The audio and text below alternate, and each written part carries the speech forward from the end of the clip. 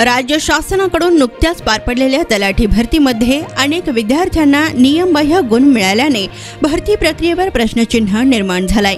तर एका खासगी संस्थेकडून ही भरती प्रक्रिया राबविण्यात आल्याने यामध्ये मोठा घोटाळा झाल्याचा आरोप काँग्रेस प्रदेश प्रवक्ते प्राध्यापक काकासाहेब कुलकर्णी यांनी केलाय।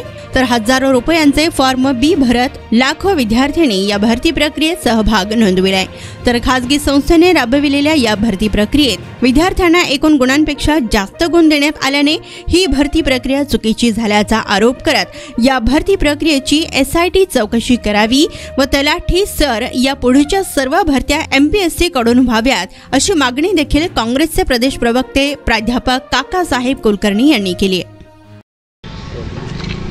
तलाठी भरतीमध्ये घोटाळा झालेला आहे, काय एकंदरीत आपण जर बघितलं तर गेल्या अनेक वर्षानंतर लाखो विद्यार्थी जे स्पर्धा परीक्षेचा अभ्यास करत आहेत त्या विद्यार्थ्यांना आत्ता कुठेतरी शासनाने नोकर भरती जाहीर केली होती आणि या अभ्यास करणाऱ्या विद्यार्थ्यांची संख्या ही लाखोच्या घरात होती आणि नोकर भरतीची संख्या ही काही शेकड्यामध्ये होती।